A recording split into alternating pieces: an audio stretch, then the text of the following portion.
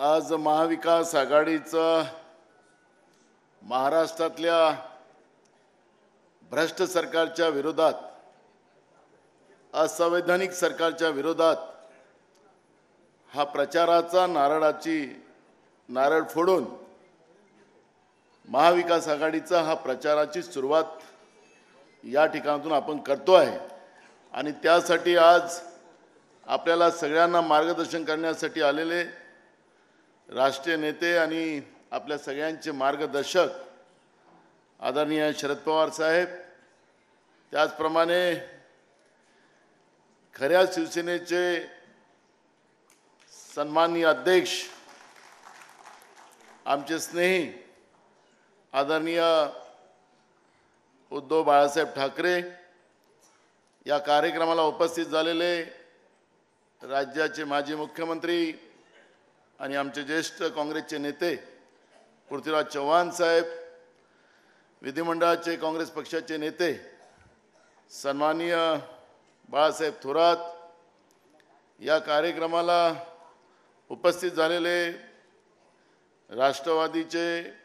खऱ्या राष्ट्रवादीचे महाराष्ट्राचे अध्यक्ष आदरणीय आमचे मित्र जयंतराव पाटील, भाई जयंत पाटील, आदरणीय या कार्यक्रमाला उपस्थित असलेले आदरणीय आदित्य ठाकरेजी, आमचे मित्र, एकच मित्र आहे माझा, संजय राऊत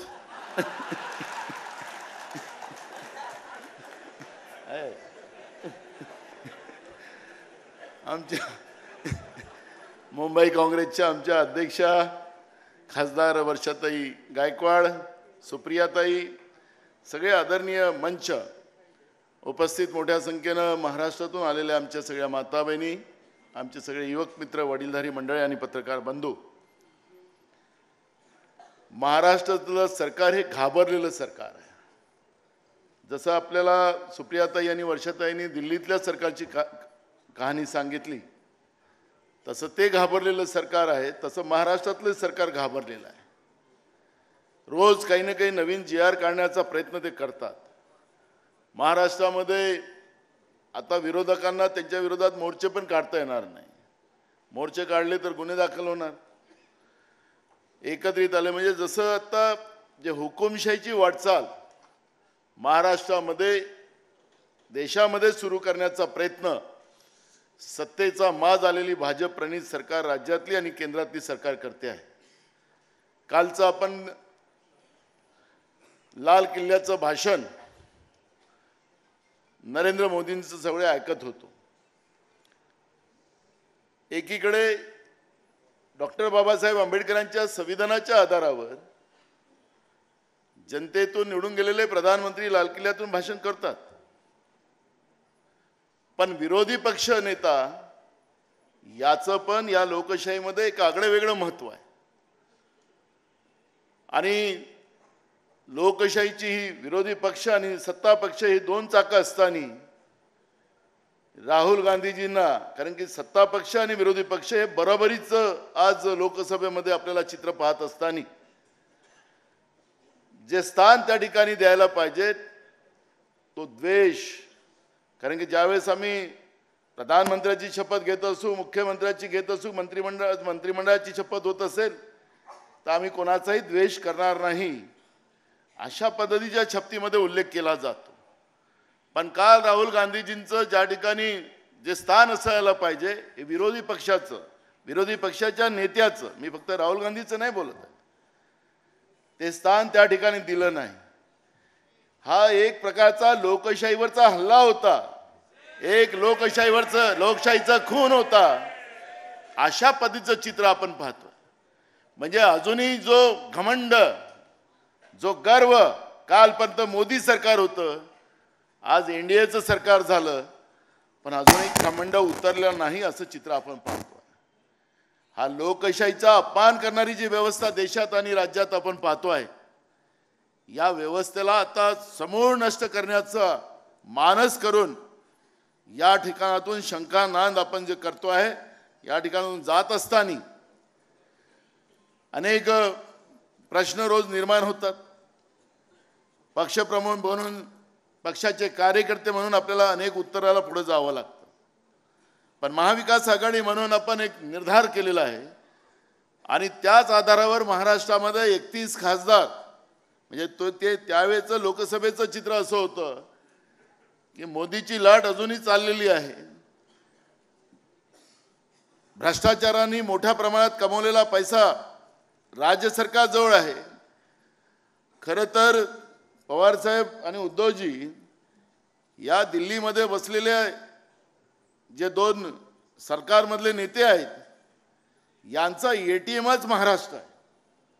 याचं एटीएमच महाराष्ट्र आहे आणि मोठ्या प्रमाणात महाराष्ट्रातला पैसा हे दिल्लीमध्ये बसलेले हम दो हमारे दो हे मोठ्या प्रमाणात घेऊन जाऊन या महाराष्ट्राला कंगाल करण्याचं, महाराष्ट्राचा भंगार करण्याचा जो प्रयत्न या लोकांनी सुरू केलेला आहे यांचं एटीएम आता आपल्याला या निवडणुकीमध्ये विधानसभेमध्ये बंद करायचं आहे आणि महाराष्ट्राच्या जनतेचा पैसा महाराष्ट्राच्या शेवटच्या माणसापर्यंत, शेवटच्या शेतकऱ्यापर्यंत, तरुणांपर्यंत, गरिबापर्यंत पोहोचला पाहिजे. या पद्धतीचा प्रयत्न आपल्याला करायचा.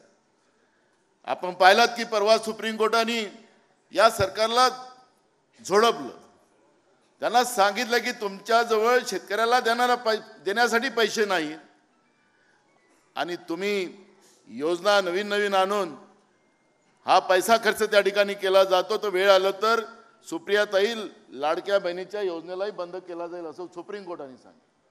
म्हणजे लाडक्या बहिणीला आठवण सुप्रीम कोर्टाने पण केलं. म्हणजे सांगायचं तात्पर्य असं की शेतकऱ्याला द्यायला पैसे नाहीत. शेतकऱ्यांच्या शेतीच्या पिकाच्या झालेल्या पिकाचं नुकसान देणाऱ्या यांच्याजवळ पैसे नाहीत. त्यांच्या जमिनी घेतल्यात त्याच्यासाठी पैसे नाहीत. या राज्यामध्ये कर्मचाऱ्यांचे पद भरण्यासाठी सरकारजवळ पैसे नाहीत. ऑनलाईन पवित्र पोर्टलाच्या नावाने अर्ज जमा केले जातात आणि मग पेपर लीक करायचं. जसं मगाशी उद्धवजीने सांगितलं की राम मंदिरामध्येही पाणी गळती लागली, नवीन संसदेमध्ये सुद्धा पाणी गळती लागली, तशी पेपरची गळती सुद्धा लिकेज त्याच्यातही होतं आणि पेपर रद्द केले जातात. तरुणांकडून पैसे लुटले जातात. पेपर रद्द करून त्यांच्या आयुष्याशी खेळण्याचं पाप हे करतात. पण नोकर भरती करणार नाही अशा पद्धतीची भूमिका या सरकारने करून ठेवलेली आहे. रोज आंदोलन होतात. मी तर लाडक्या बहिणीमध्ये तुम्हाला सांगेल की आता तर सगळ्यांना आनंद वाटत असेल 1,500 रुपये भेटतात त्याचे. पण जसं शेतकरी स्वाभिमान योजना नरेंद्र मोदीजींनी काढली त्या योजनेमध्ये काय केलं त्यांनी, त्या योजनेमध्ये 6,000 तुम्हाला देत असताना तो शेतकरी कुठला व्यावसायिक नसावा आणि व्यवसाय पुढच्या काळात केला, त्याच्या परिवारातल्या कोणीने केला तर ते सगळे पैसे वापस घेतले जाणार. आपण पाहतोय की आपल्या राज्यामध्ये की अनेक ठिकाणी शेतकऱ्यांनी त्याच्या पोराला अगर कुठला बिझनेस करायचा असेल आणि बँकेमध्ये त्यांनी अर्ज केला, त्याला इन्कम टॅक्स त्याला प्रमाणपत्र जोडावं लागतं, कागद तयार करावं लागतात आणि ते आधार कार्डाच्या आधारावर जसं अर्ज केला की प्रधानमंत्र्यांच्या PMOमधून पत्र कलेक्टरला सांगण्यात येतं की हा कोण आहे बघा याला आतापर्यंत जेवढे पैसे दिले त्या शेतकऱ्याला या सगळ्या शेतकऱ्याचे पैसे वसूल करा, नाही तर त्याची जप्ती करा त्याच्या घरावर. उद्या लाडक्या बहिणीच्या योजनेमध्ये सुद्धा यांच्या ज्या अटी शर्ती आहेत ह्या अजूनही डिसाईड झालेल्या नाही. मला शंका आहे, मी बोलून दाखवतो मुद्दामून. तर उद्या ह्या बहिणीकडून पण पैसे वापस जे सांगतात ना त्यांचे आमदार उपमुख्यमंत्री सुद्धा सांगतात की आम्ही पैसे वापस घेऊ. मी तुम्हाला सांगतो की काही बहिणीच्या पैसे असे वसुली करतील हे लोक की सांगतील की तुम्ही त्या नियमात बसत नव्हतात म्हणून तुम्हाला पैसे वापस करावे लागतात. असं पण करू शकतील हे लोक. म्हणजे यांच्याजवळ प्रामाणिकता नाही. लाडक्या खुर्चीसाठी हा त्यांचा सगळा प्रयत्न सुरू आहे. अशा पद्धतीचं चित्र आपल्याला पाहायला मिळतं आहे. आपण आत्ताच मगाशी उद्धवजींनी सांगितलं, पवारसाहेबही सुद्धा, कारण की आपल्याला महिलांच्या सक्षमीकरणासाठी महाराष्ट्रामध्ये योजना सुरू करायच्या. जसं आमच्या वर्षाताईंनी सांगितलं की कर्नाटकमध्ये, तेलंगणामध्ये मल्लिकार्जुन खरगे साहेबांनी आणि राहुल गांधीजींनी त्या ठिकाणी तिथल्या जनतेला, तिथल्या महिलांना, भगिनींना आश्वासन दिलं. त्या आश्वासनाची पूर्तता त्या ठिकाणी सुरू झाली.